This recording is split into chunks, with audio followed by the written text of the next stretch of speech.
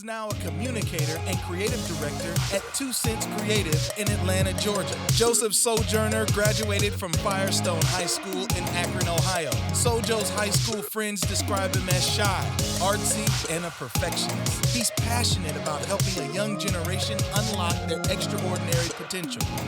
Please welcome Sojo to Life Conference 2019.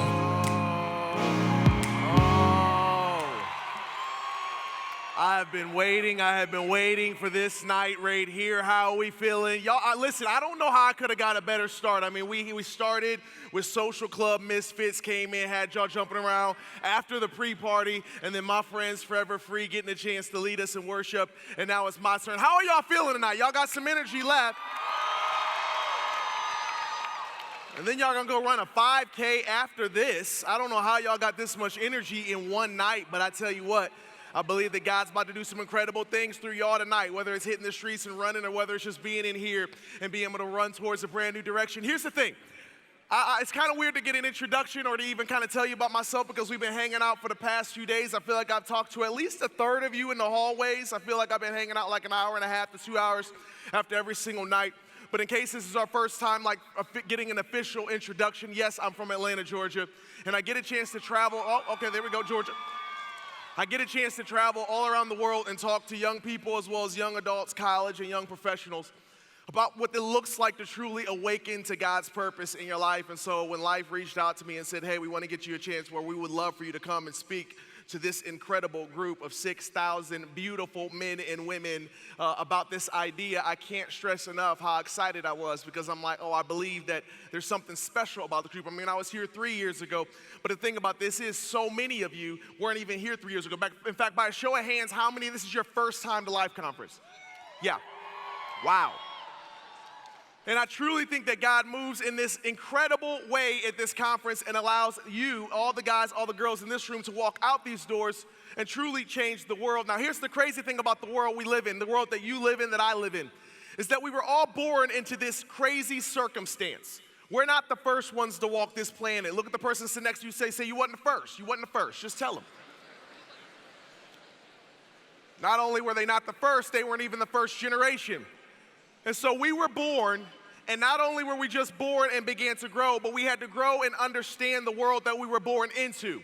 All the laws that our parents made, all the laws that our grandparents made, all the laws that generation and ancient societies made that made America what it is today, that made the world what it is today. And we're born into all that, but nonetheless, you're also born into your family's story.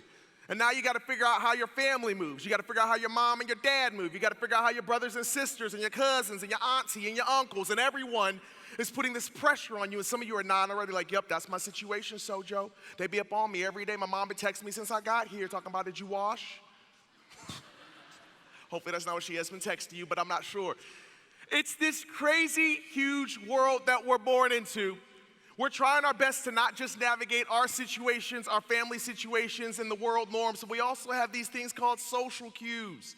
We got to know how society works. We not only have to know how society works, we have to know how to win in this world because no one wants to end up losing down the road. And so while you're trying to learn all of that information, you're also trying to learn yourself. And that's a lot that's on y'all's plate. And it's what I think makes this generation so rare because, yes, they live in the information age, bombarded with all these messages, bombarded with all the news. And yet, within all the noise, within all that confronting you and with all that bombarding your ears every single day in your eyes, you still are on this massive pursuit to say, who am I? And here's what I love most. Is that as you're traveling through this world, as you're traveling through your neighborhoods, your schools, your homes, and all of your friendship circles, you don't even notice it, but you immediately begin to compartmentalize. And reality is, scientists say that's just the human brain trying to make sense of a massive world that God made, a massive universe, a massive galaxy. All of us placed in this little tiny blue circle called Earth with a little moon on the outside that orbits around a huge sun at 493,000 miles per hour, spinning at about 52,000 miles per hour. You're thinking all that's happening right now. Yes, that's all happening right now as I speak. And you're trying to make sense of it all. And while you do, your brain immediately starts compartmentalizing. And if you think I'm lying, I'm going to toss it out to you guys right now. In fact, I'm going to open this up to communication. It's a little bit bigger room than I usually talk in, but I don't care. I feel like we're family now. I'm gonna show you right now that you immediately compartmentalize, probably without even thinking about it. I'm just gonna ask a question and you just shout your answer back at me. If I were to tell you that I am someone that only shops at Whole Foods, what would you immediately think? Vegan, okay. You said what? Hipster. She said you're a hipster. Healthy. Wealthy. Healthy, wealthy, hipster. One more. Doesn't shower. Okay, wow. That's a little bit offensive. If bougie, somebody said backstage. If I told you my favorite animal was bunnies, what would you think? Soft. Here's soft. Pansy. Wow, that's a tough one. Hurt. Ouch. It's getting really, we're for real family now. I mean, that's a whole new sense. If I told you that I only listen to Billie Eilish, what do you think? Okay. Calm down. We just had worship, okay? If I told you I only listen to Billie Eilish, what do you think? You, depressed? Emo. I'm an e-boy. E-boy, e-girl. Okay, I get that one all the time. So, oh, you an e-boy. If I told you I only wear Vans. So, yeah, all right. My boyfriend. Skater. I'll ask you one more. If I told you my favorite color was red.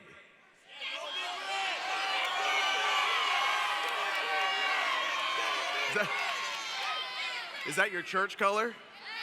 Oh, okay, whoa. The big Nebraska. Somebody said passionate, somebody said angry. Isn't it crazy? All I did was toss out a word at a time.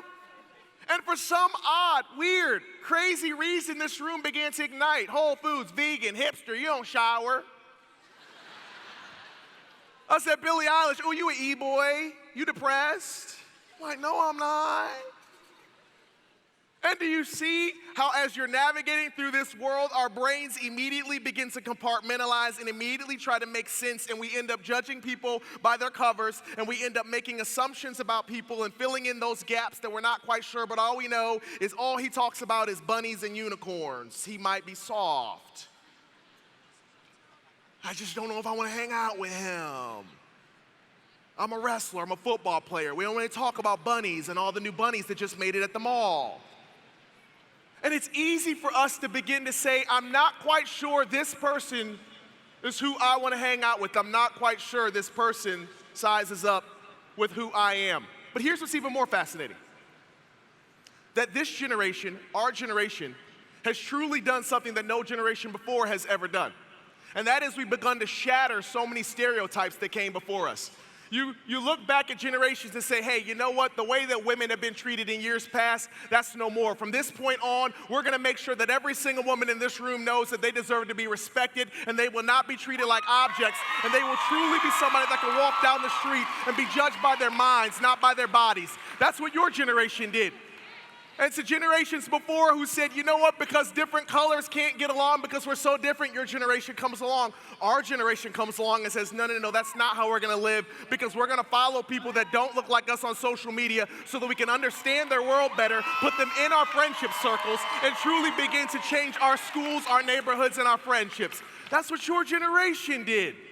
And then you began to say, hey, the job market, how everyone hires, we're going to change because we're not going to base ourselves based on career security and money. No. We're going to look at what truly makes us happy, and we're going to chase after that. We're going to say we're not going to trade our joy, our purpose, and our happiness just for a paycheck. No. That ends with that last generation. Our generation is looking for so much more. That's what our generation did together. But, look at your friend, say, but. As much as we've changed, as much as we've shattered the ceilings that were above our heads, we've also been pushed into more spaces, more labels, more categories, more algorithms than any generation before. And this is a generation that is the most rebellious generation to change so much good in culture, so much good in society, so much good with people overseas as well as their local communities, but oftentimes don't even see that they're neglecting themselves. And it doesn't matter if I'm in Orlando, it doesn't matter if I'm in California, it doesn't matter if I'm in London. I hear the exact same stories. I want to do good, Sojo. I want to go out and change the world. I want to truly do something impactful and significant. And yet I still end up making decisions. I still end up suffering from things that I don't even know what it is. And it doesn't seem like I can figure out those answers online. I'm living in the information age, yet nobody seems to have the exact information on fill in the blank, me. And you're walking around life, you're walking around your schools, you're even walking around life. And you're putting the smile on your face, and you're saying, I'm coming to sessions, I'm singing the song, Spirit lead me where your faith is without borders. But you don't feel it. Thank you. I used to take singing lessons when I was 6. No, I didn't do it for that. I didn't do it for, okay, come on. No, I'm playing, don't do that. You're walking around life, but you're not feeling what you hoped that you would feel. Because the reality is this, and I love what Megan said just last night, that each one of us have pain, but God is present within our pain. But there's also effects of pain. There's effects that some of you have been walking around with maybe for the past month, maybe for the past week, maybe for the past 10 years. Maybe it happened to you in a childhood. And if I'm gonna talk to you about this idea of what it looks like to awaken an entire generation to their capacity and their abilities in Jesus Christ, and I wanna first start by looking at you and saying, we gotta start with you. What's happening in your heart? What's happening in your life? Because I may not know every single story, and trust me, I've been reading as many of your DMs as possible, and every single night, y'all have been loading me up with the stories that are happening to you. And I can look in your eyes right now and tell you, there are some really hard things happening to people in this room. There are things that make me cringe as I read them each night.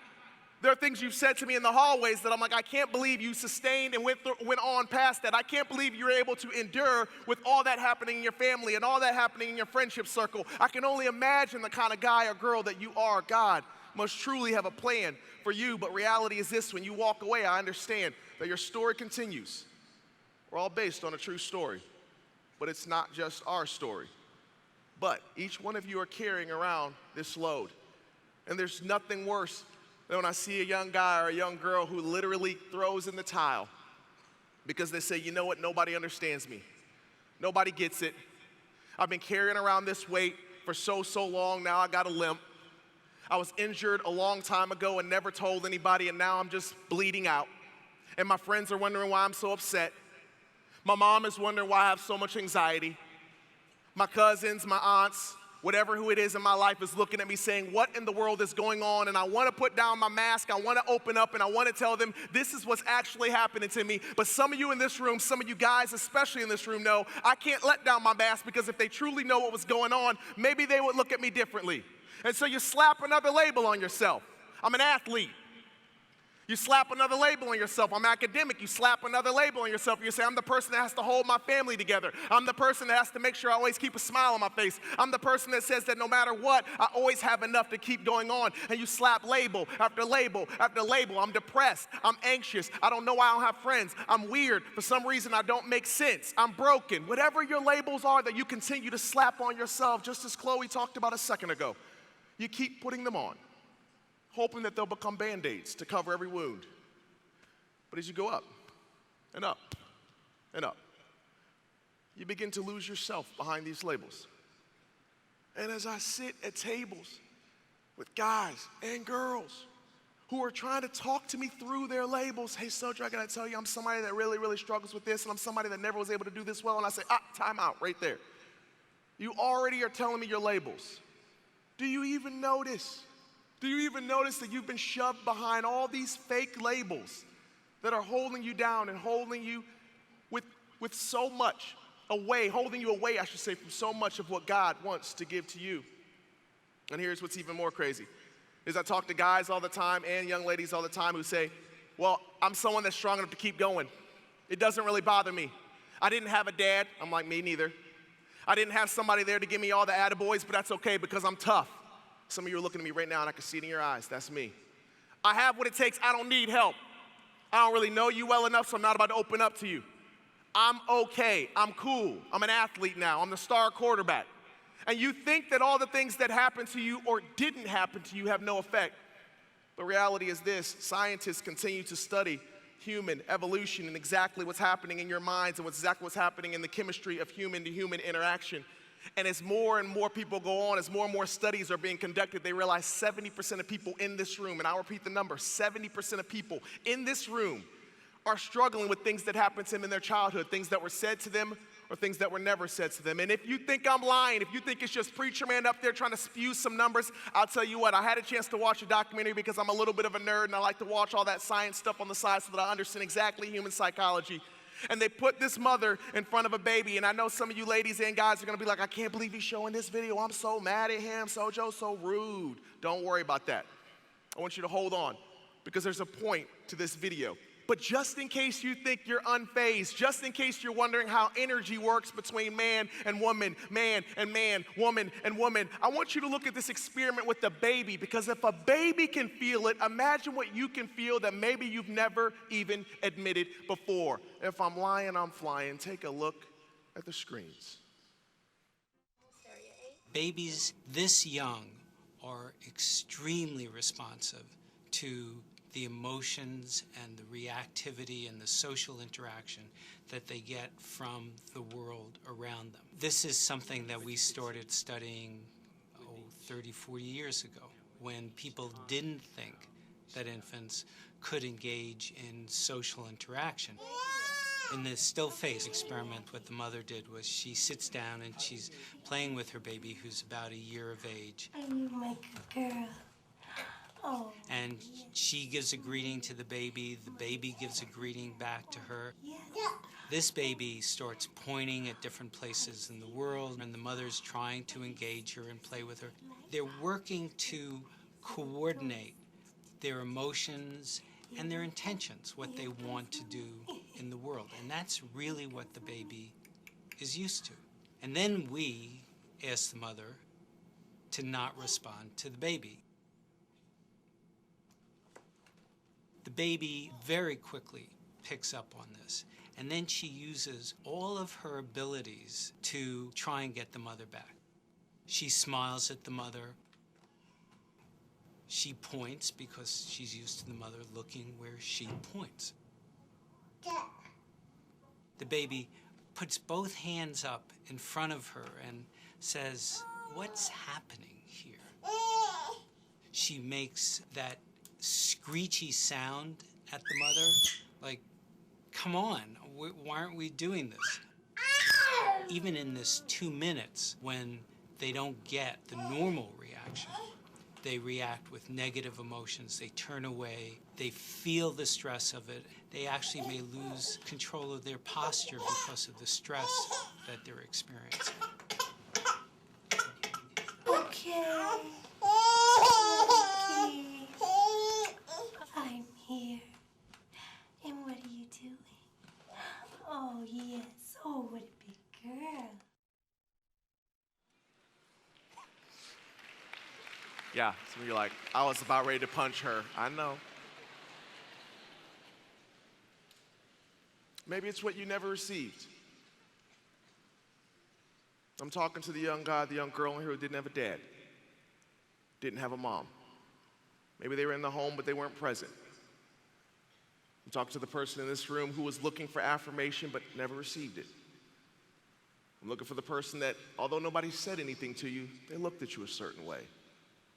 And you knew that they were sizing you up, and that you knew you weren't enough in their eyes. I'm talking to the person who wasn't invited to the table, who as you went on, you just got tougher and tougher and tougher. I'm cool, I'm good, I'm not gonna open up. And as you sit here in this room, maybe for the first time you realize, oh my gosh, I am branded with labels that don't allow me to open up, that don't allow me to feel what God is trying to do within my life because of what I wasn't given. But I'm also talking to the person in this room that maybe some things were said to you that were just untrue. Some lies were spoken over you, that you're ugly, and that you're not girlfriend material or boyfriend material, that you just aren't smart enough, you're just not fast enough, you don't have what it takes. You're trapped behind the labels of you're just too hyper, you're just too depressed, you're too anxious, you're gay. You're somebody that struggles with addiction. I don't know what's wrong with you. Why can't you get over it? And every day, you wake up and look at yourself in the mirror and you want to see all that God sees. But all you end up seeing is these lies. And as I talk to guys and as I talk to girls who are struggling to just see themselves again, struggling to be awake in a world that prides itself on being woke, they just can't seem to find their truth anymore, plastered, covered completely in lies and labels. And as I look in your eyes tonight, I say, God has a plan for every single one of you, but as long as you continue to hide behind the labels that the world has given you or maybe you've given yourself, God can't be able to use you the way he wants to use you. And what's so sad is the more you believe the lies, the more you begin to act out in them. That's why I always tell people there's no room to judge. There's no reason for anyone in this room to see people acting out in a negative way, see people smoking, to see people drinking, to see people doing all these things that may be reckless to their everyday life, and yet we know that they're simply reacting to their wounds. There's no room for us to point and say, you're less than me. No, we have to look and say, hey, what's happening in there? Because the reality is this, it's a tough world you all live in. And every single one of you knows somebody that's made decisions that you're thinking, why would they do that? What makes us different is that we understand our humanity. We understand that every single person in this room is walking with the handicap. That something negative, something hurtful has been done to each one of us, and we're just trying our best to hold on to a loving God who says, even despite your hurts, even despite your failures, oh, you are still beautiful in my eyes. To someone in this room who's struggling because of mistakes that they've made, I need you to hear this when I tell you. Failure is an event, not a person. And somebody needs to walk in freedom tonight. Maybe you've made a mistake, but failure is simply an event. You cannot be a failure when you are purchased by a God who says you are made in my image and still beautiful, just as beautiful as your day one. And I know it's difficult. I know as you continue to walk out, you'll say, hey, I wish I can break free of all that. And they'll oftentimes tell me, I keep making mistakes and I don't know why I keep going back to these simple decisions that I should not be making, but I put my hands up here at life. I make it all the way through all 9 sessions, but it seems like I go right back home and go right back into the same behaviors I did. And I say, well, that's because maybe you're still looking at yourself through your labels. You're looking at yourself saying, I'm just not strong enough. I just don't have what it takes. I mean, I love God. I know God is good to me, but me, myself, I know that I'm stupid. And you start looking again into all those things. That's why the Bible calls the devil the author of confusion. And some of us want to run to all the distractions of social media and everything else instead of working on it. And I want to put this on the screen so that you can see exactly what it is that I think is so, so important. And that is we are destined to repeat what we don't repair. And for some of you in the room, this is the first time you're going to look within and say, okay, tonight's the night. Maybe it's the first time you'll open up to your group and say, I know I've been smiling. I know I've been looking like I have it all together. But reality is, I've been bleeding for a long time, feeling like I've been carrying this all by myself. And I'm ready for God to use me in a way that he's never used me before. But it's time for me to open up and take all these labels off so that you can finally see me for who I am. About 2 years ago, I was standing on a stage very, very similar to this. But before I walked on stage, I was backstage lying on the floor crying, circled by people who were saying, hey, they wanted to pray over me. But the reality is I was so exhausted. I was so tired. I couldn't even see myself anymore. Why? Because I was somebody who didn't have a dad, who wasn't told a lot of things. And I thought that my actions defined exactly the kind of Christian that I was. And no matter how much I did, it just wouldn't be enough in God's eyes. And there I was, completely exhausted, completely broken, still feeling like I was a failure. And as I walked out on the stage, I had to place my mask on and smile and be so Joe. But as I walked backstage that night, I remember I hit my knees and I said, enough is enough. I've been leading while bleeding. And I know some of y'all have been doing the same. I'm trying to lead out in my youth group. I'm trying to lead out in my school. I'm trying to be the best brother I can be. I'm trying to be the best friend that I can be. But she's made comments and we've never had conversations. Things have been done to me and I've never actually faced them. I'm carrying around wounds from things that weren't said to me, and I've never opened up and shared them to anyone. And all I did was cover them up with yet another label and hope that nobody could see.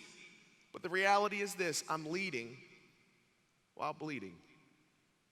But tonight I'm ready for God to use me despite this handicap and begin to heal these wounds and say, by these scars, people will begin to realize that they can relate to me. By these scars, they'll understand that I have a story. And by this story, they'll begin to see God's goodness. What goodness is this? It's the truth that every single one of us can hold on to. Why do we raise our hands? Why do we sing these songs? Why do we jump up and down and say that we should be the most energized and energetic people on this planet? Well, because we hold on to this simple truth. And if you got your Bibles, you can turn them to John chapter 1. It simply says this right here. I'm going to put it on the screen. John chapter 3, verses 1. It says, see what great love the Father has lavished on us, that we should be called, what is that right there? I love it because he puts an exclamation point on it. He said, we need to first realize this. We've been lavished in his love that we may be called children of God. And that is what we are. As you begin ripping your labels off tonight, as you begin saying, you know what? What's the first base layer label that I need as I start my new beginning, as I awaken to all that God wants to do with me? The first label, the only label that truly matters that you can build your entire house on is this one right here that says, oh, you are a child of God. That is what you are. Every other thing told to you in a negative way is just a lie, sent by the author of confusion to misplace you and have you running down the wrong paths. I want to put it back up so we can continue on. The reason the world does not know us is that it did not know him. Some of you are thinking, why is the world the way it is? And we say, oh, that's why we walk out these doors and shine so bright.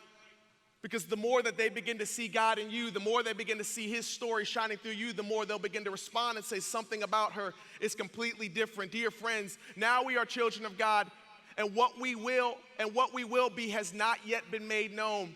But what we know is when Christ appears, we shall be like him, for we shall see him as he is. And this is what I tell people, this is why we jump up and down. This is why we get so excited about what God is doing in our lives. Because we understand that through the failures, through the mistakes, through every single flaw that we have, when we go back home to Nebraska, to New York, to Minnesota, wherever it is that you might go, they'll look at you and say, what happened at life? And you'll say, well, for the first time, I got back down to the basics. And I realized, yeah, I was hurt. Yeah, I had some wounds. Yeah, I'm far from perfect. But there is a perfect God who's walking with me every single day. When they say, tell me about this God, you'll be able to say, oh, listen, I can tell you that I understand all those pains and struggles that you have. I'm human, just like you. I've made mistakes, just like you. But I want to speak to you about a God that says you're still beautiful and that you're still made in his image and that he still has a plan for your life. And they'll begin to say, but wait, isn't he a God that judges me the same way that I judge others? The same kind of person that looks at them and say that they're not good enough because they're ugly or because they're not so whatever it may be. And you'll be able to say, oh, no, he doesn't judge us on those standards. He only judges us based on what we're going to do with all that he's given us. What has he given you? We have yet to know yet. But is that not the greatest adventure? To the person in this room, and I need you to feel me. I know it's been hard. I know life can beat you down. But God is looking at you right now and saying, I have a plan for your life. And the first step you can do tonight is to rip away the lies and say, I'm only placing one label on me when I lay my head on that pillow tonight. I am a child of God.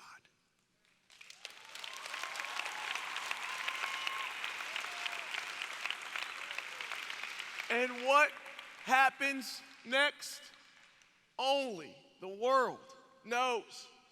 What happens next is bound to shock not just those around you, but people far, far beyond.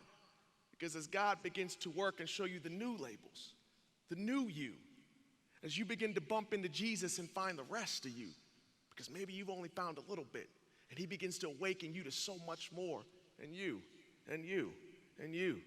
You'll begin running in a different way. They'll begin seeing you in a different way. Not too long ago, I had a chance to watch this show. I saw this young gentleman who was afflicted with some labels, and people said, hey, he's autistic, he's blind, he doesn't have potential. Some of you already know what I'm talking about because you're already smiling. And they sized him up and said, I'd imagine that he can only go this far. And this young man gets a chance to walk on the stage and say, I know that the world might have judged me because of what they saw my flaws were. But he goes on to show the world that he has so much more in him than what they may expect. And as I watched this young man, I said, is this not exactly the way God is watching us? And I believe that God has placed something in every single guy and girl that is made to see everyone's potential if it's just shown. And that's why we cheer, and that's why we love the way we love. And if you think I'm lying, take a look at the screens one last time. What I love most about that scene was his mother standing beside him right before he goes. She kneels down beside the piano, and she says, there's about 20, 30, 40 cameras staring at you right now. You remember what he said? Yeah. And he knew his afflictions. He knew he was far from perfect. And with the world watching, he had just one word for us. Yeah. And to the person in this room right now who said, yeah, I've been walking with a lot of things holding me down. I've been sized up. I've been told that I wasn't good enough. I've been told I don't have what it takes. I need you to see how God sees you right now. Because there's heaven watching. Every angel in heaven is looking at you right now. And they're looking at you saying, hey, do you see what we see in you? And for the first time, you have a chance to rip every lie off of you and look back up to Jesus and say, yeah, and shock the world as they begin to see you maybe for the first time ever. How do you awaken a generation? By allowing them to see themselves the way that God sees them. So tonight, you let go of the lies. You let go of your failures. You let go of your mistakes. And you say, I got something to say to the world. I got something to do. And I'm no longer hiding. I'm talking to the warriors in the room who understand it ain't going to be easy, who understands that they have what they need to continue to go forward, who understand that, yeah, although life might throw whatever it has at you, that God has put so much more in you than they could ever have to take away. Greater is he that is in you than that which is in the world. And that's what you walk out this door with, and understand that when I run into people out there who are hurting, you understand this is the moment we speak. When we run into people who might see themselves as less than, we say this is when we speak. When we run into people who say, hey, you don't have what it takes, this is when we look up and we speak and we say, I am all that I am in you. I have made me enough in you, and that I will not let this world rob me of anything else. That is how we begin to walk out these doors and change people who begin to see God's light in us that cannot be dimmed by any lie, by any label, or by any person.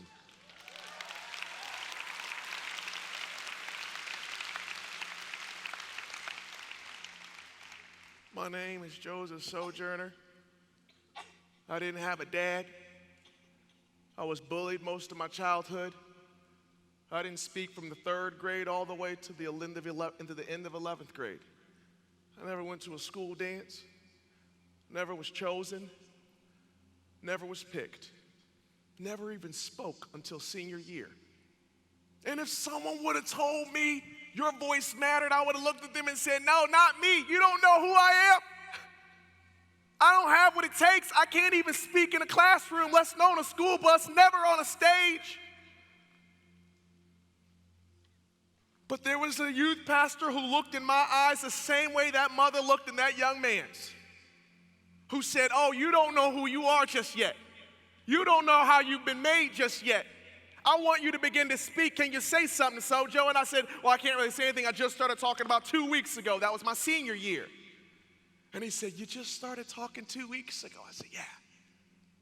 And you know what his response was? Then I'd imagine you got a lot to say.